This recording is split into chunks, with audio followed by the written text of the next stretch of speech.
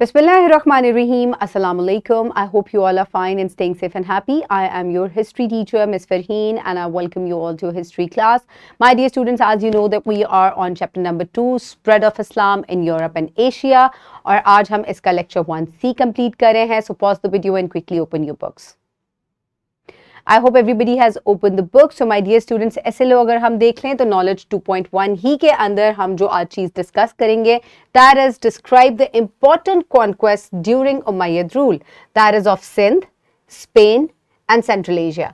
यानी कि कौन कौन से वो इम्पॉर्टेंट इलाके हैं जहाँ पे उमैयद रूल जो है उनका कॉन्क्वेस्ट हुआ और उन्होंने उन इलाकों को फतह किया और इस्लाम जो है उधर वहाँ तक फैला.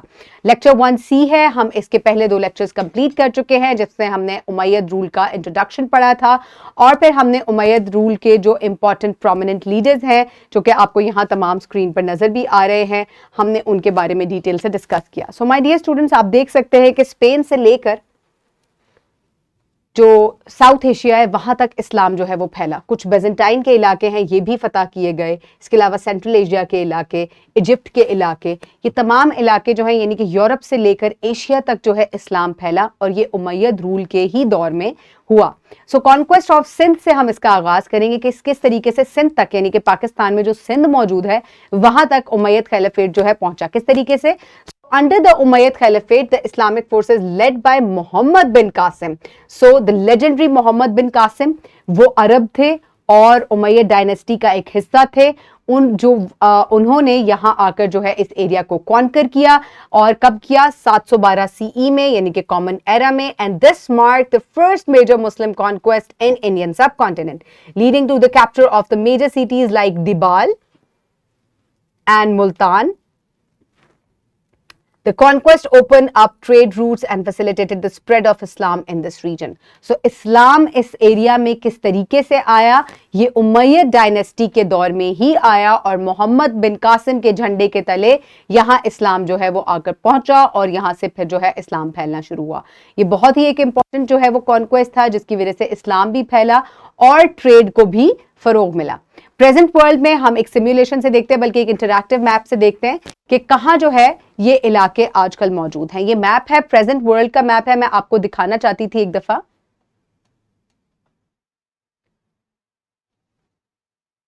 सो ये वर्ल्ड मैप अगर आप देखें तो ये वो इलाका है, ये देखें. इस इलाके में सिंध का इलाका आके फतह किया गया और इसको अप टिल मुल्तान जो है इस इलाके को मोहम्मद बिन कासिम ने आकर फतह किया. और उस टाइम में दमिश्क यानी कि ये जो दमिश्कस ये यहाँ कैपिटल था उमैयद डायनेस्टी का, ये सीरिया में, ठीक है. और सेंट्रल एशिया के इलाके भी हम आगे डिस्कस करते हैं, वो भी फतह किए गए. सो इन तमाम को मैं आपको प्रेजेंट डे मैप पे भी दिखाऊंगी. So let's just quickly move back towards the presentation. So my dear students, ये हुआ था कॉन्क्वेस्ट ऑफ सिंध और आपने देखा कि किस तरीके से ये मोहम्मद बिन कासिम के जो है वो उन्होंने आके यहाँ पर इस्लाम की बुनियाद रखी और ये उमैयद डायनेस्टी में हुआ. उसके बाद आ जाता है कॉन्क्वेस्ट ऑफ स्पेन जो कि वो बहुत इंपॉर्टेंट है. So the Umayyad conquest of Spain took place in the early 8th century with the forces led by Tariq bin Ziyad.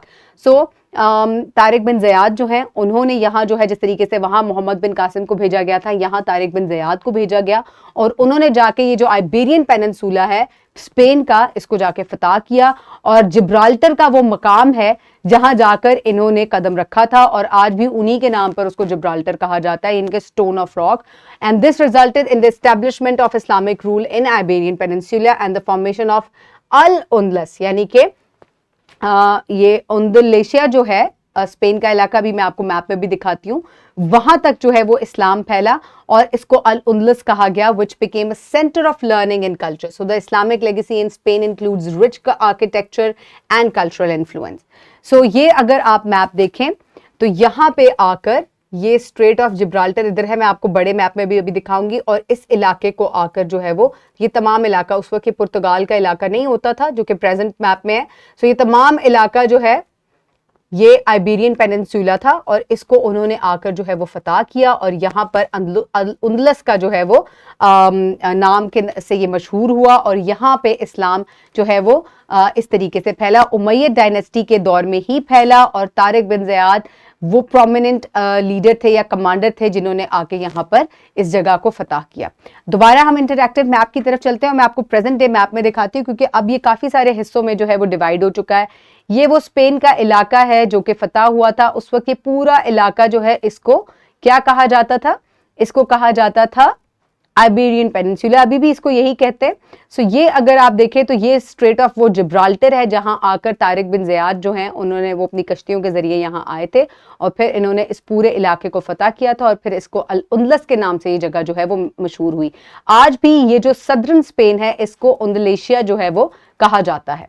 So my dear students, अब हम वापस अपनी प्रेजेंटेशन की तरफ चलते हैं। सो अब आपको पता चला कि किस तरीके से स्पेन जो है उसका कॉन्क्वेस्ट हुआ इन उमैयद डायनेस्टी। अब हम सेंट्रल एशिया जो है, जो कि एक बहुत इंपॉर्टेंट एरिया है प्रेजेंट इन एशिया, यहाँ पर भी इस्लाम फैला, किस तरीके से फैला और उमैयद डायनेस्टी के रूल में ही इसको जो है वो फतह किया गया। सो द उमैयद खिलाफत expanded its territories into Central Asia led by the generals like Qutaiba Ibn Muslim, and the conquest include regions like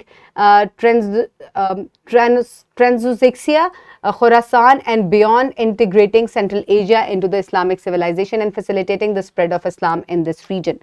So अगर मैं आपको ये एरिया दिखाऊं तो ये जो सेंट्रल एशिया का इलाका है इसको भी फतह किया गया और यहाँ जो है ये आपको खुरासान का वो इलाका नज़र आ रहा है, इसको फतह किया गया और ये भी उमैयद डायनेस्टी के रूल में हुआ।